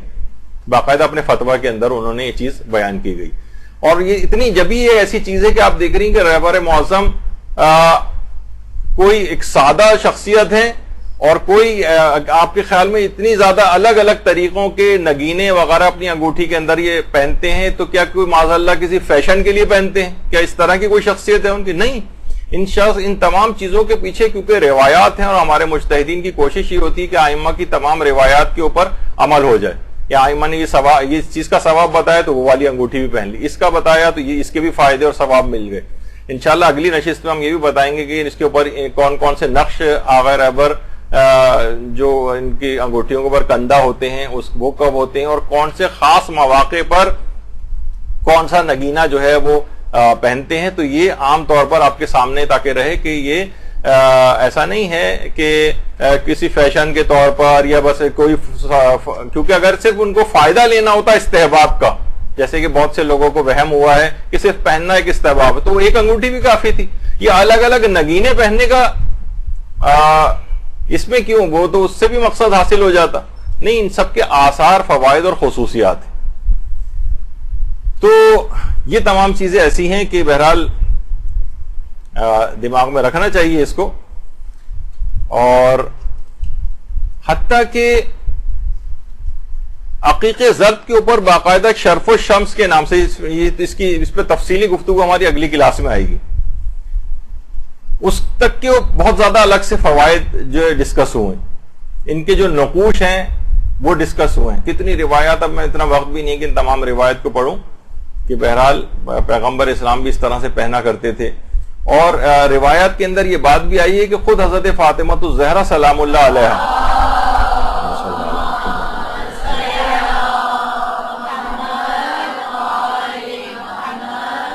ان کے پاس بھی ایک عقیق کی انگوٹھی تھی, جسے وقت شہادت انہوں نے امام حسن علیہ السلام کو سپرد کی تھی.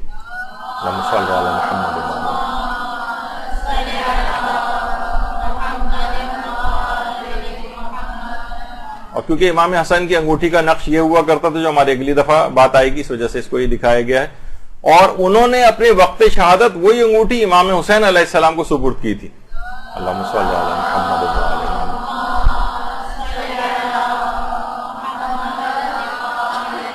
اور امام حسین کی جو انگوٹھی تھی اس پر نقش یہی تھا جو آپ کے سامنے, جس کو ہم اگلی دفعہ ڈسکس کریں گے. اچھا, اب یہ ایک چیز ہے کہ آخر امام حسین علیہ السلام کی وہ انگوٹھی کہاں گئی. کچھ لوگوں کے دماغ میں آتا ہے کہ شاید وہ وقت شہادت جب لباس کو بھی لوٹا گیا تھا تو وہ انگوٹھی بھی ساتھ لوٹ لی گئی تھی. تو یہی سوال محمد ابن مسلم نے ہمارے چھٹے امام امام جعفر صادق علیہ السلام سے کیا.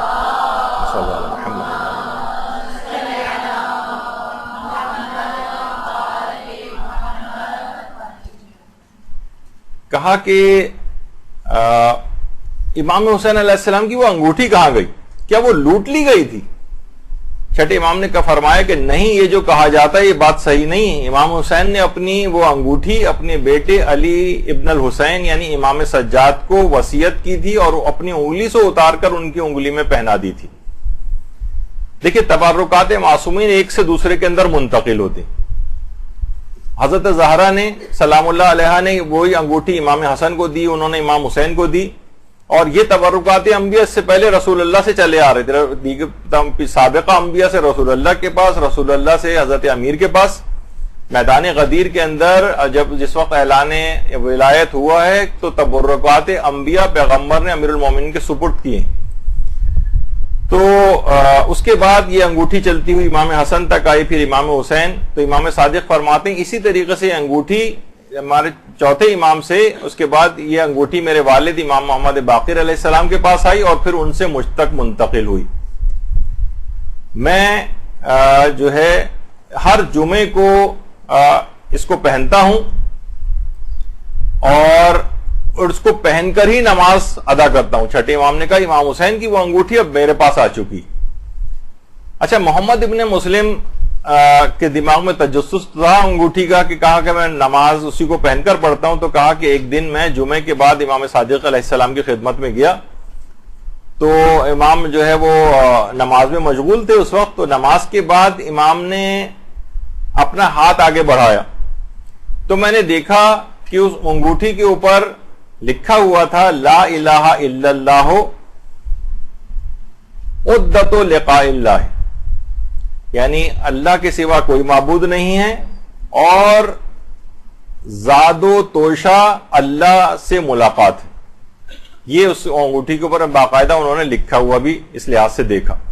تو یہ علماء فرماتے ہیں کہ دیکھیے یہ وہی انگوٹھی تھی جو تبرکات میں چلتی ہوئی امام حسین کی چھٹے امام تک پہنچی تھی, اور اسی انگوٹھی کو مواری سے امامت میں سے قرار دیا گیا تھا کہ انگوٹھی اس طرح سے. تو ممکن ہے کہ کیونکہ ایک سے زائد انگوٹھیاں بھی معصومین پہنتے تھے تو دیگر انگوٹھیاں وہ لوٹ لی گئی ہوں, لیکن یہ خاص انگوٹھی جو تبرکات میں سے تھی یہ چوتھے امام کو اس سے پہلے امام پہنا کر جا چکے تھے.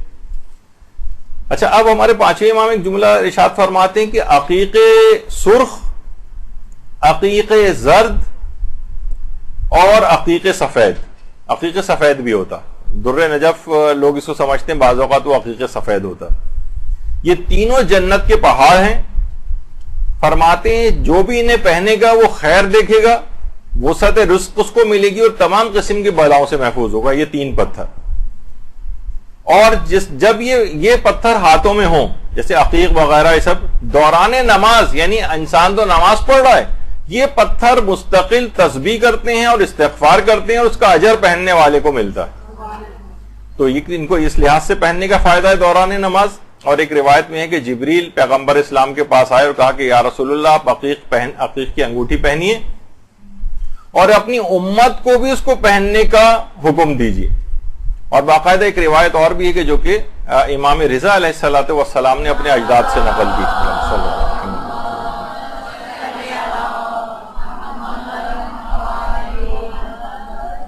کہ پروردگار عالم نے خود پر یہ بات لازم کر لی ہے کہ جو بھی عقیق کی انگوٹھی پہنے گا اسے آگ سے میں عذاب نہیں دوں گا بشرطے وہ علی کو دوست رکھتا ہوگا. اللہم صلی علی محمد.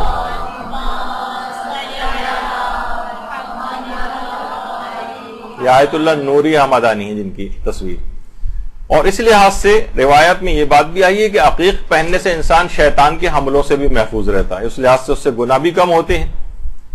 اور دیکھیے ایک چیز اور بھی ہے، ان چیزوں کے اثرات کے حوالے سے بات ہو جائے کہ روایات میں یہ بات بھی آئی ہے کہ عقیق جو ہے یہ حادثات سے بھی انسان کو بچاتا ہے. جیسے کہ اس کے اندر بھی ملتی ہے یہ چیز کہ سجدگاہ کے متعلق کہا جاتا ہے. عام طور پر سجدگاہ سے مراد عام مروجہ سجدگاہیں لوگ اس سے مراد لیتے ہیں، البتہ وہ مراد نہیں ہے. جو قبر امام مظلوم کی جو خاک ہے وہ اس سے مراد ہوتی. خیر ابھی آگے چل کر بات آتی ہے. تو بہرحال کچھ روایتوں کے اندر یہ آیا ہے کہ اس سے انسان سامان وغیرہ کے اندر پہلے سے تھا، اور کچھ روایتوں میں اس کا تذکرہ ہے کہ مثلا انسان سفر میں جا رہا ہو اپنے سامان کے ساتھ اگر خاک شفا رکھ لے تو وہ سامان جو ہے وہ خراب ہونے سے یا گم ہونے سے محفوظ رہے گا. انسان اپنے ساتھ سفر میں ساتھ رکھے تو پریشانیوں سے محفوظ رہے گا. تو آیت اللہ بشیر نجفی سے بھی یہ سوال پوچھا گیا تو انہوں نے یہ کہا کہ جی ہاں یہ اس کے فوائد ہیں، البتہ اصلاً یہ فوائد قبر امام مظلوم کی خاک کے ہیں. ایسا نہیں ہے کہ کہیں جو عموماً ہمارے گھروں میں سجدگاہیں ہوتی ہیں یہ ان کے اوپر سجدہ تو صحیح ہے لیکن یہ قبر امام مظلوم کی خاک نہیں ہے. ہاں خاک کربلا ہو سکتی ہے لیکن تمام خاک کربلا کے اندر بھی خصوصیت نہیں ہے. یہ صرف مخصوص فاصلے کی مٹی مراد ہے جو قبر امام مظلوم سے قریب ترین ہے. تو اچھا البتہ کتنی ہی دیکھیے روایات ایسی آئی ہیں جیسے کہ امام رضا کی یہ روایت جو سب سے پہلی روایت لکھی ہوئی، علماء کہتے ہیں صحیح اور معتبر ترین روایت کہ العقیق ینفی الفقر ولبس العقیق ینفی النفاق. تو عقیق جو ہے یہ فقر و فاقے کو دور کرتا ہے اور عقیق کا پہننا نفاق سے بھی انسان کو محفوظ رکھتا ہے. اور یہ معتبر روایات کے اندر یہ چیز آئی. تو بہرحال یہ کہ علماء فرماتے ہیں کہ جو شخص عقیق پہنتا ہے اس سے زیادہ تر نیکیاں سرزد ہوتی. البتہ علماء کہتے ہیں کہ جتنے بھی فائدے عام طور پر عقیق کے اندر جو پائے جاتے ہیں کہ اس کے جتنے بھی فوائد پائے جاتے ہیں، مثلا یہ جتنے بھی فائدے بھی آپ کے سامنے جو ذکر بھی ہوئے ہیں جو لکھے ہوئے بھی آپ کو نظر آ رہے ہیں، فرماتے ہیں کہ تمام فائدے یقیناً ہیں لیکن یہ حتمی نہیں ہیں اور دوسری شرائط کی موجودگی میں شائستگی رکھتے ہیں. یعنی ایسا نہیں کہ بس آپ نے اب انگوٹھی جو ہے پہن لی اب آپ کچھ بھی گناہ کرتے رہیں بس ہر صورت میں آپ کو یہ سارے فائدے حاصل ہوں گے. نہیں، مثلا کوئی شخص جو ہے وہ نماز آپ کو تمام کتنی نماز پڑھنے کے کتنے فائدے ہیں، جسمانی فائدے ہیں، روحانی فائدے ہیں، نفسیاتی فائدے ہیں اور برکت ملتی ہے اور رزق میں اضافہ ہوتا ہے. کتنی آپ چیزیں پڑھتی ہیں بشرطے آپ نماز کو دیگر شرائط کے ساتھ ملا کر اس قابل بنائیں کہ یہ فائدے آپ کو حاصل ہو سکیں. مثلا آپ نے کتنی اچھی نماز آپ پڑھ رہی ہوں اور کتنی اچھی قرات آپ کی ہو، آپ کے ہاتھ میں 10 انگوٹھیاں بھی مثلا پہن رکھی ہوں لیکن وہ لباس جس کے اندر آپ نماز پڑھی اس کا خمس نہ نکالا، خمس واجب الادا مال والا لباس پہنا ہوا ہے آپ نے. مثلا کسی شخص تمام افراد کے اوپر ظلم کر رہے ہیں، زیادتی کر رہے ہیں اور آپ عقیق کی انگوٹھی بھی آپ نے پہنی ہوئی ہے. تو کہتے ہیں کہ دیگر شرائط کی موجودگی میں شائستگی رکھتی ہیں یہ چیزیں. ایسا نہیں ہے کہ بس یہ پہن لیا تو سوچتے ہیں کہ بس اب ہمارے پاس کوئی وہ نگینہ جو رگڑ کے وہ جن حاضر ہو جاتا تھا بس ہمارے سارے کام ہو جائیں گے. نہیں، ایسا نہیں. تو دیگر تمام شرائط کا خیال بھی رکھنا پڑتا ہے تب یہ چیزیں اصلاً اپنا فائدہ دیتی ہیں. تو روایات میں دیکھیے یہ چیزیں بھی آئی ہیں کہ دائیں ہاتھ میں عقیق کی انگوٹھی پہننے والا شخص مقربین کی صف میں شامل ہو جاتا ہے. اچھا، اس کا فائدہ یہ پیچھے سے چلا آ رہا ہے، کیونکہ روایت میں جملہ یہ ہے کہ پیغمبر اسلام خود اپنے دائیں ہاتھ کے اندر عقیق یا انگوٹھی پہنا کرتے تھے، تو اس کے وہ اثرات ہیں خاص طور پر کہ اس سے ہمیشہ پھر نیکیاں سرزد ہوتی نظر آتی ہیں. تو بہت سارے دیکھیے علماء ہیں، علامہ فیروز آبادی، ان کی القاموس جو کتاب ہے بہت مشہور، اور تاج العروض ہے، اور اس کے اندر بھی یہ بات لکھی ہوئی ہے. ان تک اہل سنت علماء ہیں، اور لغات کے اعتبار سے جہاں انہوں نے ذکر کیا فرماتے ہیں. اچھا، یہ اس پہ بہت سے علماء نے کام کیا کہ دل کی بیماریوں، جیسے ابھی ذکر آیا تھا دھڑکن وغیرہ کے اعتبار سے اس کے بڑے فوائد ہیں. اور ایک چیز کا اور اس پہ تحقیق بھی ہونی چاہیے کہ کہا جاتا ہے کہ جو خون نہ جمنے کا جو مرض ہوتا ہے، جس کے اندر پلیٹلیٹس وغیرہ کم ہو جاتے ہیں، سفید جسے خون کہا جاتا ہے عام طور پر عام لوگوں کی زبان میں، وہ جب کم ہو جاتا ہے تو جسم کے اندر اندرونی طور پر بلیڈنگ وغیرہ شروع ہو جاتی ہے. تو اگر عقیق ایسے عام طور پر مریضوں کی چیزیں اتار دی جاتی ہیں ہاتھوں سے، لیکن کہتے ہیں کہ اگر اس کو پہنا کے رکھیں تو یہ جو بلیڈنگ ٹینڈنسی اس طرح سے ہوتی ہے، یہ اس سے انسان بچ جاتا ہے. کچھ یہ آبزرو کیا گیا ہے. اچھا، اسی طرح سے جو اگر کسی کے کوئی زخم ہو گیا اور بلیڈنگ ہو رہی ہو، اس کے اندر بھی اس کو کہا جاتا ہے کہ مفید ہے کہ اس سے خون جو ہے وہ رک جاتا ہے. اور دل کی جو گھبراہٹ، اینزائٹی، جو ٹینشنز وغیرہ آج کل بہت ہوتی ہیں، اس سے بھی یعنی خود اس کے اندر کچھ ایسے اثرات ہیں جس سے یہ چیزیں اعتدال میں رہتی. اور لوگوں نے بعض اوقات دیکھا بھی ہے کہ حادثہ اگر کوئی ہو جائے جس میں بلیڈنگ وغیرہ ہاتھ سے بہت ہو رہی ہے اور خون رک نہ رہا ہو، جو بہت سارے شارپ آبجیکٹ سے جو عام طور پر ہوتی، مثلا آپ شیشے کا گلاس اندر سے صاف کر رہی ہیں اور اندر سے کہیں وہ ٹوٹ گیا اور ایسا شارپ ایج اس کا کوئی لگا کہ وہ پھر بلیڈنگ رکتی نہیں، بعض اوقات ہاسپٹلس کے اندر بھی روکنا مشکل ہو جاتا ہے. تو ایسے افراد کے لیے بھی کہا جاتا ہے کہ اگر عقیق پہنایا جائے ان کو، تو یعنی یہ لوگوں نے اپنے طور پر اب اتنے واسٹ لیول کے اوپر ان چیزوں کا ایکسپیریمنٹ نہیں وہ، لیکن اگر دیکھیں تو کچھ نہ کچھ ان کے نتائج جو ہے اس انداز سے نکلیں گے. اچھا، اب ان چیزوں کے اسناد کے لحاظ سے ایک گفتگو ہوتی، تو دیکھیے روایات بہت زیادہ اس سلسلے میں آئی ہیں اور بے شمار روایات آئی ہیں. تو جس طریقے سے ہر ثابت شدہ مسئلے کے لیے اس کے اثبات میں معتبر روایتیں بھی ہوتی ہیں اور غیر معتبر روایات بھی ہوتی. مثلا جھوٹ ہے، جھوٹ کا حرام ہونا بالکل ثابت. اچھا، جھوٹ کی جب آپ اخلاقی احادیث تلاش کریں گی تو آپ کو ہر طرح کی احادیث ملیں گی، معتبر حدیثیں بھی ملیں گی، غیر معتبر حدیثیں بھی ملیں گی. لیکن جھوٹ کا حرام ہونا یہ بالکل ثابت شدہ امر ہے. اب اس کے لیے اگر غیر معتبر یعنی یا ضعیف روایات بھی مل جائیں تو علماء وہ بھی پیش کر دیتے ہیں. اس میں کوئی نئی چیز ہم ثابت نہیں کر رہے ہیں، ایک ثابت شدہ بات کی سپورٹ میں اس کو پیش کر رہے ہیں. تو اس کے اندر اکثر افراد جو غیر ضروری طور پر اسناد کی بحثیں لے کر آتے ہیں روایات کے اندر، جو کہ ہر موضوع پر ہی، ہر ثابت شدہ امر پر ہی دونوں طرح کی روایات موجود ہوتی، تو اس کو اچھا دوسرے کے فوائد، اس میں کوئی واجب و حرام والا کوئی مسئلہ نہیں ہے، کوئی عقائد کا مسئلہ ڈسکس نہیں ہو رہا ہے، چیزوں کے فائدوں کا مسئلہ ڈسکس ہو رہا ہے. اب دیکھیں کہ جیسے آیت اللہ بہجت کہا کرتے تھے کہ طب معصومین پہ اگر انسان عمل کر لے تو تمام بیماریوں سے محفوظ ہو سکتا ہے، کسی دوا کی ضرورت بھی نہ پیش آئے. لیکن اگر آپ طب معصومین کی روایات کو اس طرح سے پرکھیں جس طریقے سے یہ فقی معیار کے اوپر اگر پرکھیں تو اس میں سے اکثر و بیشتر احادیث ضعیف ہے. 95% شاید احادیث ضعیف ہے طب معصومین کی، جو طب امام صادق اور طب امام رضا اور اس طرح کر کے بہت ساری طب سے ریلیٹڈ جو علماء نے جمع کی. لیکن اس کے باوجود بھی ان کا ذوف نقصان نہیں پہنچاتا ہے، یعنی وہ اس کے باوجود بھی ان کو روایات کو قبول کیا جاتا ہے، اور اس کے کیونکہ فوائد اور وہ سب بھی نوٹ کیے گئے تو انسان بیماریوں سے محفوظ رہتا ہے. واجبات و حرام کا مسئلہ نہیں کہ ہم اسناد روایات کو بیس بنائیں. تو اسی طریقے سے بالکل ایسا ہی ان پتھروں کے سلسلے میں بھی ہے، اس میں معتبر روایات بھی ہیں اور اس میں غیر معتبر روایات بھی ہیں. لیکن معتبر روایتوں سے یہ ثابت ہے کہ ان کی اثرات بھی ہوتے ہیں، جیسے کہ وہی ابھی اس سے پہلے بھی آپ کے سامنے امام رضا کی روایت پیش کی گئی. مثلا یہ معتبر روایت ہے، اس میں تو فقر و فاقہ دور ہوتا ہے اور نفاق یعنی جسمانی اور روحانی دونوں اعتبار سے فائدوں کا ذکر ہوا، تو یہ دیگر چیزوں کے سلسلے میں بھی روایت کو کیوں نہیں مانا جا سکتا؟ اس میں کوئی نئی چیز تو ایسی بات نہیں آ رہی. اسی طریقے سے مثلا یاقوت کے سلسلے میں بھی روایت جو ہے وہ معتبر آئی ہیں یاقوت کے سلسلے میں، اور باقاعدہ آیت اللہ ناصر مکارم شیرازی نے اپنی ویب سائٹ کے اوپر بھی ان روایات کو جو ہے وہ لکھا ہے. اچھا، اب یہ دیکھیے خواص اور خصوصیات یہ اس وقت ہی زیادہ فائدے مند اور وہ چیز ثابت ہوں گے کہ یہ اثرات رکھتے ہوں گے جب وہ پتھر اصلی ہوگا. جعلی پتھر تو وہ فائدہ نہیں ہے نا. تو پھر آپ کو اصلی عقیق کی پہچان کی، اصلی فیروزہ کی پہچان کے کیا طریقے ہیں؟ دیکھیے عام طور پر بازاروں کے اندر جو عقیق اور یہ پتھر ملتے ہیں، ایک رف اندازے کے مطابق 90 سے 95% ملنے والے پتھر جعلی ہوتے ہیں، یا تو شیشے کے ہیں یا پلاسٹک کے ہیں یا کسی اور چیز کے.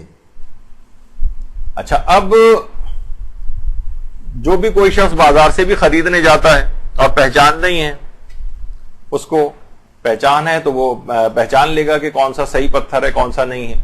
حتیٰ کہ لوگ ویسے سب سے زیادہ کہا جاتا ہے کہ جو جعلی پتھر جو ہے وہ چائنا سے آتے ہیں اور انڈیا وغیرہ سے آتے ہیں. پاکستان میں بھی اکثر جعلی زیادہ مل رہے ہوتے ہیں.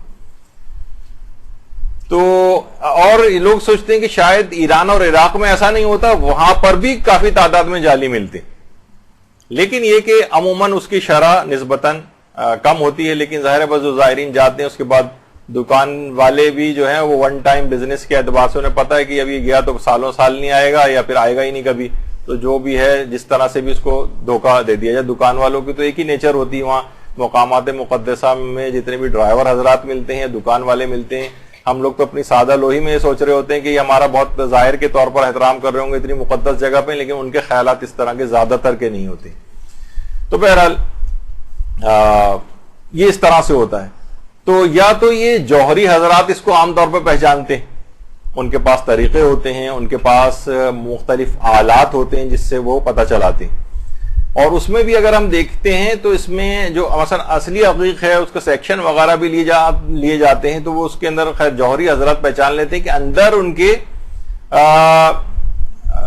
جو ہے وہ رنگوں کی دھاریاں ہوتی ہیں جو ایک دوسرے کے متوازی اور پیرلل ہوتی ہیں، متوازی اور پیرلل، اور وہ سب لائنز میں ہم مرکز اور گول ہوتی. لیکن عام طور پر ایسا ہمیں تو نظر نہیں آ رہا ہوتا ہے، کیونکہ ہم جو دیکھ سکتے ہیں اس میں یہ ایک چیز دیکھ سکتے ہیں کہ عام طور پر جو اصلی عقیق ہوتے ہیں ان کے اندر کچھ دھبے ٹائپ کے نظر آتے ہیں. عام طور پر جو شیشے یا پلاسٹک کے ہوتے ہیں وہ اندر سے بالکل ایک جیسے ہوں گے. اصل کی پہچان یہ کہ اس کو اگر آپ روشنی وغیرہ کے اندر دیکھیں تو اس کے اندر آپ کو دھبے نظر آئیں گے. یہ اس کے اصلی ہونے کی پہچان. اگر کوئی دھبا نہیں ہے، بالکل کرسٹل کلیئر ہے، تو بہت امکان ہے کہ آپ کے ہاتھ میں جعلی عقیق ہے. اچھا، ایک تو یہ. تو اسی طریقے سے یہ دیکھیں آپ، بہت سے عقیق ایسے ہیں کہ جن کو بہت زیادہ تیز لائٹ میں اگر دیکھیں تو ان کے اندر اندرونی طور پر اس میں دھبے جو ہے وہ نظر آتے. کچھ کے تو خیر رنگ ایسے ہوتے ہیں، لیکن جو عام طور پر جو کلیجی رنگ کا یا کچھ اور اس طرح سے عقیق ہوتے ہیں سرخ والے، اس کے اندر تو آپ کو واضح طور پر اندر جو ہے وہ دھبے نظر آتے ہیں. دوسرا ایک اور اس سلسلے میں ایک چیز ہے کہ اگر اس کو آپ لائٹر کے ذریعے بھی چیک کر سکتے ہیں. مثلا آپ اسے عقیق کو آگ کے قریب لے جائیں، بلکہ اس عقیق کو آپ آگ اس کے اوپر رکھ کے اسے جلائیں، عقیق کے بالکل منہ پر لائٹر جلائیں آپ، تو اگر پلاسٹک کا ہوگا تو وہ جل کر خراب ہو جائے گا، اور اگر اصلی عقیق ہوا تو کچھ بھی اس پر اثر نہیں ہوگا. شیشے پہ بھی کوئی اثر نہیں ہوا، لیکن عموماً شیشے کا تو وہ ابھی ایک اور میں بتاتا ہوں، اس سے واضح طور پر پتہ چل جائے گا کہ وہ شیشے کا ہے. یعنی لیکن عام طور پر پلاسٹک کے سب سے زیادہ مل رہے ہوتے ہیں. پلاسٹک کا ہوگا تو فوراً جل جائے گا، تو آپ کہیں گے بھائی جل کے تو خراب ہو جائے گا، تو آپ کو پلاسٹک کا وہ لے کے کرنا کیا ہے اس کا، وہ خراب ہو بھی جائے تو اچھا، پتہ چل گیا آپ کو، اسے پھینکیے آپ اٹھا کے. تو بہرحال ایک تو یہ ہوا، تو یہ عام طور پر ہوتا ہے. دوسرا بہت زیادہ آسان ایک طریقہ یہ ہے کہ اسے اگر آپ اس کی مثلا آپ کے موبائل فون میں جو ٹارچ ہوتی ہے اس کی لائٹ کے اوپر اگر عقیق رکھ دیا جائے اور وہ بالکل اس کو ایسا ریفلیکٹ کرے گا کہ بالکل جس طرح شیشہ ہوتا ہے نا، اگر وہ شیشہ ہے یا پلاسٹک ہے تو بالکل ساری روشنی باہر نکال دے گا، ذرا سے بھی اندر جذب نہیں کرے گا. جبکہ اصلی عقیق ہوگا اس کے، دیکھیے جیسے عام طور پر یہ بلب ہوتا ہے، یہ ساری روشنی اس طرح سے پوری باہر نکال دیتا ہے، لیکن اگر اصلی عقیق ہوگا تو اس کے پیچھے آپ نے لائٹ رکھی تو ساری لائٹ کو اپنے اندر ایبزارب کرے گا، بہت ہی کم لائٹ باہر نکالے گا. پیچھے سے دیکھیے اسٹرانگ لائٹ ہے لیکن اس نے جو ہے نا ساری لائٹ کو اپنے اندر جذب کر لیا.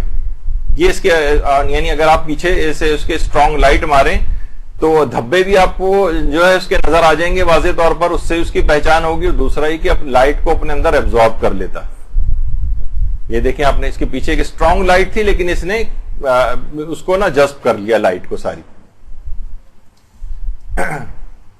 یہ دیکھیے آپ، تو اس طرح سے ہوتا ہے. یہ دیکھیں اس کے اندر بھی دھبا آپ کو اس کے اندر نظر آ رہے ہیں اور پیچھے سے اس نے ساری لائٹ بھی ابزارب کر لی، عقیق اصلی ہونے کی پہچان. لیکن اگر پوری تیز لائٹ وہ ریفلیکٹ کر رہا ہے باہر کی طرف تو سمجھ جائیے کہ وہ نقلی عقیق. اچھا، اسی طرح سے جو عام طور پر جو نقلی عقیق ہیں یہ چاندی وغیرہ میں لگے بھی نہیں ہوتے. ایک میگنیٹ ٹیسٹ بھی کہلاتا ہے میگنیٹ کا، یعنی اگر آپ کو عقیق یہ معلوم کرنا ہو کہ اصلی چاندی ہے نہیں تو اس کے قریب لے کر آئیے تو یہ نان میگنیٹک ہوتا ہے، سلور جو ہوتا ہے یعنی چاندی، اس سے آپ پتہ چلا لیں گے. ورنہ لوہے کوبالٹ یا کسی اور طرح کی کوئی چیز ہوئی تو فوراً جو ہے وہ میگنیٹ کو اٹریکٹ کرے گا، چپک جائے گا اس کے ساتھ آ کے. لیکن اگر یہ سلور کو بھی اگر آپ کو چیک کرنا ہے تو اس سے بھی پتہ چل جاتا ہے، کیونکہ خود آپ نے دیکھا کہ سلور میں پہننے کا بھی ایک الگ روایات کے اندر اس کا بھی ایک فائدہ اور ثواب جو ہے وہ بتایا گیا ہے. تو اس لحاظ سے بھی ہمیں دیکھنا چاہیے. خیر، پھر اس کے بعد ایک چیز اور بھی ہے، اس سے کچھ حضرات کہتے ہیں کہ یہ طریقہ صحیح ہے، اس سے بھی عقیق کے اصلی ہونے کا پتہ چلتا ہے، اور کچھ کہتے ہیں کہ نہیں یہ اتنا معتبر نہیں. لیکن بہرحال دونوں طرف کے جو افراد ہیں وہ کہتے ہیں کہ اگر ایک بال کو آپ عقیق اصلی کے اوپر رکھیں اور اس کو جلائیں مثلا سگریٹ کے ذریعے کسی بھی اور چیز سے، تو اگر عقیق اصلی کے اوپر رکھا ہوا ہے وہ بال تو وہ کبھی جلے گا نہیں. اور جیسی آپ اس کو عقیق سے جعلی عقیق یا کسی اور چیز پہ رکھیں گے فوراً جل جائے گا. بہت سے لوگوں نے اس کا تجربہ کیا، اللہ عالم میں نے تو کبھی نہیں کیا، لیکن یہ سننے میں آتا ہے کہ یہ بھی ایک طریقہ ہے. لیکن کچھ افراد کا جو ماہر ہیں وہ کہتے ہیں کہ نہیں، یہ بعض اوقات اصلی عقیق کے اوپر بھی جلا دیتا ہے. اور لیکن زیادہ تر لوگوں کا عمومی ایک رجحان یہ ہے کہ ایک طریقہ یہ بھی ہے، لیکن یہ اتنا زیادہ مجھے اس کے متعلق معلومات نہیں. تو عقیق کے لحاظ سے تو اس کے پہچان یہ ہو گئی. اچھا، اب آ جائیے فیروزہ. اچھا، فیروزے میں بھی دیکھیے ایک تو اصلی نیشہ پوری فیروزہ کہلاتے ہیں. اصلی نیشہ پوری فیروزہ جو سب سے اس کی اعلیٰ ترین قسم ہے فیروزے کی، اس میں اس کے نچلے حصے کو اگر آپ دیکھیں تو نچلے حصے پر اس کے اوپر کالے دھبے اور وینز سی جاتی نظر آتی ہیں. یہ اصلی نیشہ پوری عقیق ہونے کی اس کی نشانی. اچھا، جو عموماً جو فیروزے ہوتے ہیں، اگر نقلی فیروزے کے متعلق سے کچھ دن بھی اگر دھوپ میں رکھا جائے تو اس کا رنگ اڑ جاتا ہے. یہ اس کا مطلب ہے نقلی فیروزہ. مثلا کوئی آپ خرید کے لے آئی ہیں بازار سے یا بہت عرصے سے آپ کے پاس رکھے ہوں، آپ انہیں دھوپ میں رکھ دیں، کچھ دن بعد دیکھیں گے ان کا رنگ اڑ جائے گا. اچھا، جبکہ اصلی جو فیروزہ ہے کہا جاتا ہے کہ اس کی اصل آب و تاب ہی الگ ہوتی ہے بالکل. یعنی اصلی کی جو اس کی اپیئرنس ہے وہی اس سے ہی پتہ چلتا ہے کہ یہ اصلی ہے.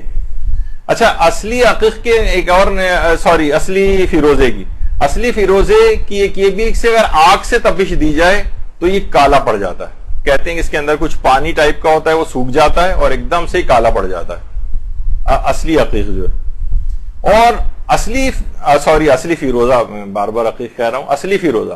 اچھا، اصلی فیروزے کو کچھ ماہرین ہی کہتے ہیں اس کو سوئی سے کسی شارپ آبجیکٹ سے اگر آپ رگڑیں، اسکریچ کریں تو اس پہ کوئی خاص فرق نہیں پڑتا. اگر کچھ ہوگا بھی تو اندر سے بھی وہی پتھر اسی رنگ کا نظر آئے گا. مثلا آپ نے کھرچا اس کو تو کھرچنے کے بعد چلیں، اگر آپ اوپر سے خراب نہیں کرنا چاہتی تو نیچے کی طرف سے کھرچ کے دیکھ لیجئے تو اس میں آپ کو اندر سے بھی وہی کلر نظر آئے گا اس کا، جو کہ اس کا اصل کلر ہے عقیق کا.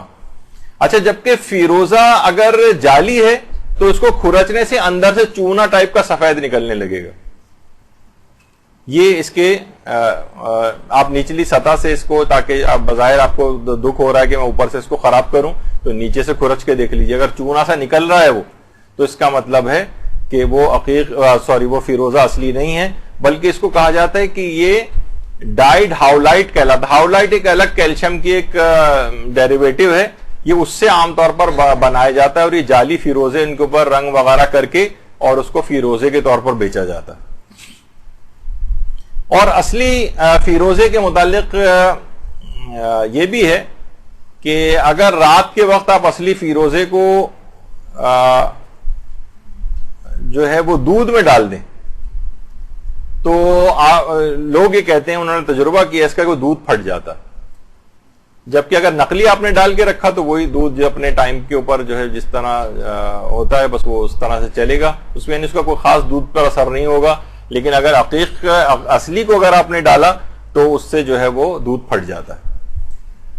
تو اب بہرحال یہ اس کے اندر بہت ساری چیزیں ہیں، اور روایات میں یہ بھی آئی ہے چیز کہ جس ہاتھ میں بھی فیروزہ ہوگا وہ ہاتھ کبھی فقیر نہیں ہوگا، یعنی غریب نہیں ہوگا۔ جو عقیق کے اندر فائدے ہیں وہی فائدے فیروزے کے اندر بھی ہیں الگ سے، لیکن عقیق کے الگ نسبتاً فائدے بتائے گئے ہیں، فیروزے کے الگ ہیں، اس پہ پوری کتابیں بھی جو ہے وہ موجود ہیں۔ اور علماء کرام جو ہیں وہ بھی عقیق کو بھی پہنتے ہیں، فیروزے کو بھی پہنتے ہیں۔ آپ نے پچھلی نشستوں کے اندر بھی دیکھا تھا، آیت اللہ سیستانی فیروزہ پہنتے ہیں، عقیق بھی پہنتے ہیں۔ آیت اللہ کوئی دونوں ہاتھ میں، ایک ہاتھ میں عقیق ایک ہاتھ میں فیروزہ پہنتے تھے۔ رہبر معظم کی تو اگلی دفعہ ہم زیادہ تفصیل کے ساتھ بیان کریں گے، اور کہ وہ کون کون سے عقیق اور پتھر جو ہے عام طور پہ پہنتے ہیں، اس پہ کیا کندہ کرواتے ہیں۔ آیت اللہ بہجت کے متعلق بھی یہ بات ملتی ہے کہ وہ بھی اس انداز سے جو ہے مختلف پتھر وغیرہ پہنا کرتے تھے۔ اور صرف آپ نے دیکھا کہ صرف اس میں صرف یہ کہ استحباب ہی صرف مقصود نہیں ہے، بلکہ ان چیزوں کے فوائد بھی ہیں۔ فوائد میں یہ ہے کہ کچھ چیزوں پہ ہمارے یہاں اصل میں کام نہیں ہوا ہے، یہی چیز سائنس اس کے پیچھے اگر لگ جائے اور وہ ان چیزوں کے وہ نکال لے تو پھر لوگ بڑے آرام سے، مثلا کوئی بھی یہودی اور عیسائی ڈاکٹر بھی اس کے بعد کہہ دے گا، کوئی نامور ادارہ کہہ دے گا تو ہم فوراً اس کے اوپر یقین کر لیں گے۔ تو لیکن یہ کہ روایات کے اندر یا علماء کوئی چیز بیان کریں تو اس کو شک و شبے کی نگاہ سے عام طور پر دیکھا جاتا ہے۔ تو یہ دماغ سے اس طرح کی چیزوں کے متعلق نکال دیں کہ ان چیزوں کے کوئی اثرات نہیں، اور صرف مستحب ہونے کی نیت سے اس کو جو ہے پہنا جائے، نہیں، اس پہ اللہ نے اثرات رکھے، اس نیت سے پہنے، اور اللہ ان کے ذریعے مختلف چیزوں سے انسان کو بچاتا ہے، مصیبتوں سے بچاتا ہے، ان کے اندر کچھ خصوصیات ایسی ہوتی ہیں، تو اس کو ماننے میں کوئی حرج نہیں ہے۔ البتہ براہ راست ان چیزوں کو اپنا حاجت روا سمجھنا یا براہ راست ان چیزوں کو مؤثر حقیقی سمجھنا یہ شرک ہے، اور یہ گناہ اور شرک کی منزل کے اوپر انسان کو لے جاتا ہے کہ پتھر سے ہم براہ راست کوئی چیز مانیں۔ لیکن اگر ہم اس کو یہ کہیں کہ اللہ نے ان کے اندر یہ اثرات رکھتے ہیں تو اس کو پھر پہننے میں کوئی حرج نہیں، اور یہ انشاءاللہ وہ فوائد دے گا۔ البتہ یہ ضرور ہے، جیسے اپنے ابھی آیا کہ یہ فائدے دیگر بہت ساری چیزوں کے ساتھ مشروط بھی ہوتے ہیں۔ جس طریقے سے مثلا آپ علاج کریں اور پرہیز نہ کریں، آپ جو ہے نیک اعمال انجام دیں اور اس کے ساتھ اس کو تباہ و برباد کرنے والے اعمال بھی انجام دیں، تو پھر ان کے فوائد وہ چیزیں نظر نہیں آتی۔ انشاءاللہ اگلی نشست کے اندر جو پوری نشست ہوگی ہماری، عقیق کے اوپر کون سے نقش کندہ کروانے چاہیے جو بھی آپ انگوٹھی پہنے، اور ائمہ اور انبیاء اور اولیاء اور مجتہدین کرام کیا کیا نقش کندہ کرواتے رہے ہیں، یہ انشاءاللہ اس کا ایک موضوع بنے گا۔ اور ایک خاص نقش ہے جو کہ امیر المومنین سے منسوب ہے، اور وہ ہے شرف الشمس کہلاتا ہے۔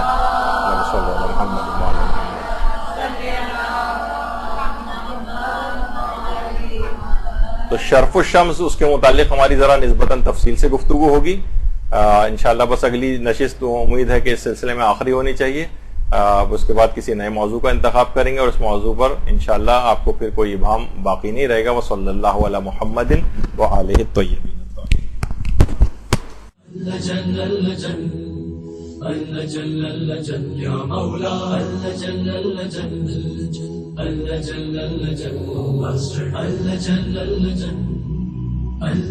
يا صاحب الزمان